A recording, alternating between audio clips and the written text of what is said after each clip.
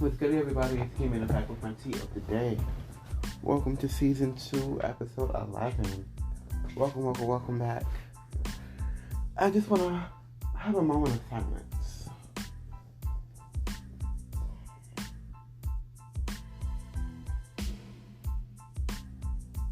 So today I'm here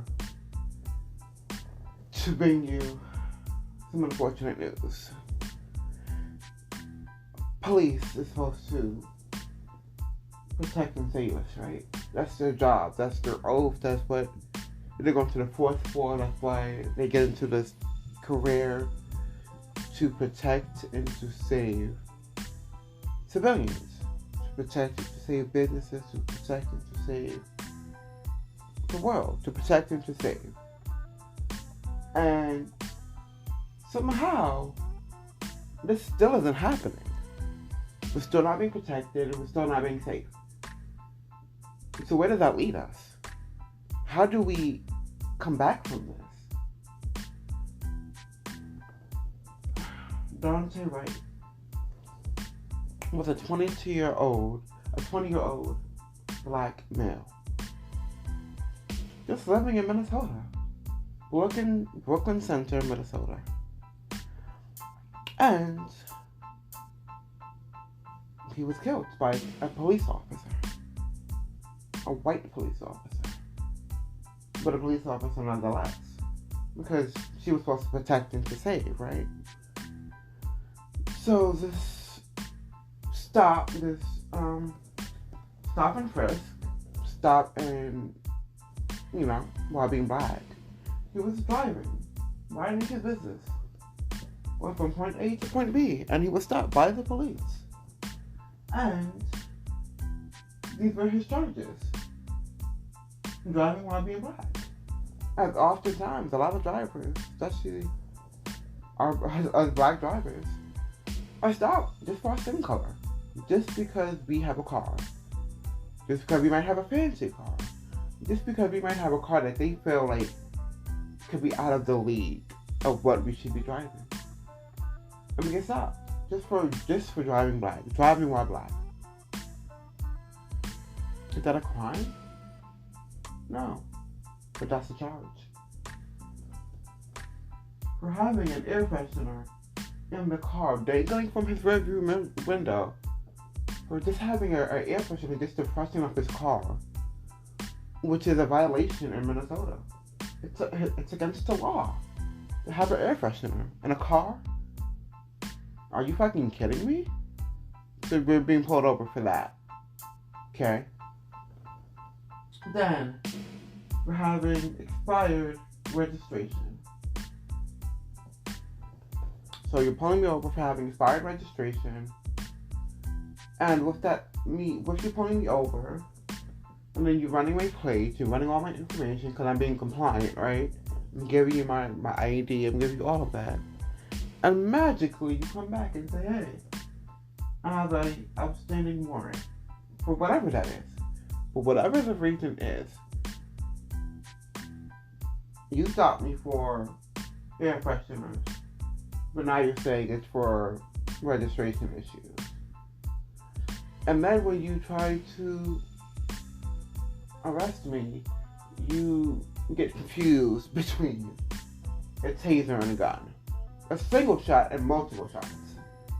Make it make sense. A taser is a lot later than a gun. If I may, put my 2 cents in. A taser versus a gun. There's many differences between the shapes and sizes, between it being fully loaded and taser you to zap, and you seduce a person. But in the media wants to tell you that it was just a single shot. But that wasn't a single shot. That was multiple rounds. At Mr. Daunte Wright. Multiple. A taser is just zapping, you go, and the person's on the floor. You seduced them, but you didn't kill them. You calmed them down. You got them together. You collected them, per se. You subdued them. You stop them from movement. for that particular moment. If they was hostile. But he wasn't hostile. He was scared. He was scared for his life. He was 20 years old. He was a baby. Scared for his life. Being stopped by the police. And of course, many black fathers in black homes are teaching these black men to do what you have to do when it comes to police officers. Because they're not your friends. They're your enemies now. So comply with their demands. Be polite. Yes, ma'am. Yes, sir. Put your hand on the windshield. Let them know what you're about to do when you're about to do it, so they don't feel threatened at any point. This young man wasn't even 120 pounds soaking wet, but he's a threat. No, I'm sorry. He was just driving while black, so he needed to be shot. He needed to be quote unquote tasered, but shot several times in a car.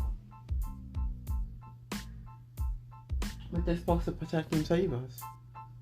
They're supposed to be our saviors. And that's not happening. I'm still confused why. It's becoming tiresome to continue to hear rest in peace, to continue to hear, oh, they get paperwork, or they get this, or they get this. Yeah, this police officer, Miss Kimberly, she did get arraigned. She did, get prosecuted. However, that doesn't bring Daunte back. Yes, she's being reprimanded for her discretions, for her faults. But that doesn't bring his life back. That doesn't bring his son, now growing up without a kid. His son was only 2 years old. He still has so much life to live. And now his son has to suffer for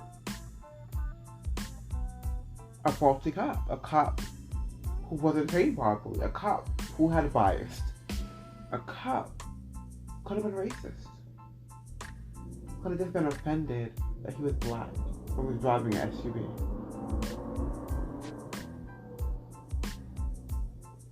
Oftentimes this happens. Another case in point. Living in Chicago. Adam Toledo, 13.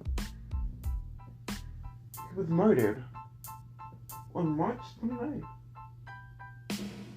by the cops. He was shot by the cops. Supposedly he had a gun in his hand. What happened to talking people off the ledge? What happened to, retrieving the weapon if there was a weapon? What happened to any of that? You told him to stop, he ended up stopping. You told him to turn around, he turned around with his hand. Nothing in his hands. Whether you seen the gun in his hand or not, when he was running from the police because he was scared of death to be killed, you still shot him. Nothing in his hand when he turned around. There was nothing in his hand. But you still decided to arm fire and shoot a 13-year-old kid. Why? Because of the color of his skin? Because he wasn't white like you? Protect the save, they say.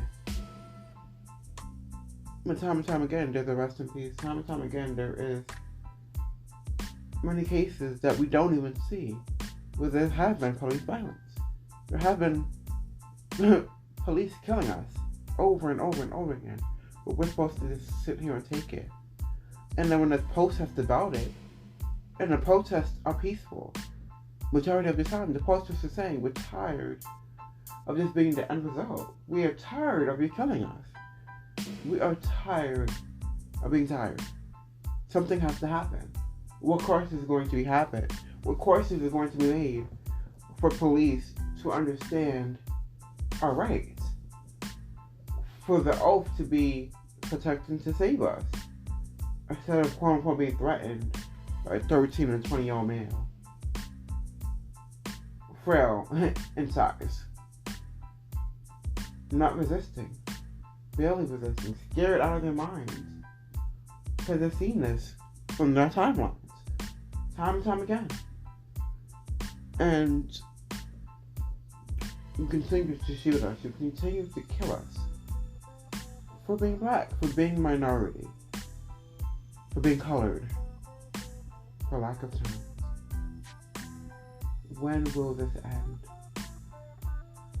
And we're living in a time right now where George Floyd's case is still, like, the verdict is about to happen. So this protest is now. Are you going to tear gas us for being politely protesting? For speaking our mind? For freedom of speech? We're going to be tear gassed? Are we going to be tasered? Shot several times? We're going to have a knee over our neck. And we're asking to stop because we can't breathe. I'm gonna wear a hoodie. Just getting an Arizona iced tea and some chips. And be shot because the person that you're looking for wore a hoodie. I'm sorry, no. The person you were looking for was black. Wasn't detailed enough of how black they were. What they was exactly doing. Because they was black, they need to be shot. Because they was black, they need to shut up and listen. Because they was black, they need to just, yes ma'am, yes sir. And if there's an ounce of intelligence there, you want to shield us and you want to kill us. If there's an ounce of humility there for your own kids, what if someone would just come into your home and kill you? How would you feel? How would that make you feel? Knowing that you have to deal with the law. And then for the officers who back up the people who try to kill this person. Daunte Wright, daunting father, killed out of nowhere for no reason. And Toledo, 13. So it's a trend now. It's getting younger and younger. So when was it stop? When will policing stop? When will targets that police have to make stop? When will stereotypes be out of play? And we just get to the hardcore facts of what this individual did. For them to get a bullet in their head. For them to get a bullet in their chest. For them to bleed out and die on your accord with your bullet in them. When you don't get reprimanded. And if you do, it still doesn't bring back the life that you just took for no reason. Because there was no compromise. There was no talking to them saying, giving them the facts. Saying, hey, can you put down the gun? Hey, can we talk about this? There was no conflict resolution that you was taught in the academy. There was none of that. There was just to kill. Shoot to kill. I guess that's the new lessons now? Is that what you're being taught in the academy? Shoot, kill to shoot, shoot to kill? Instead of protect and save, it's shoot to kill.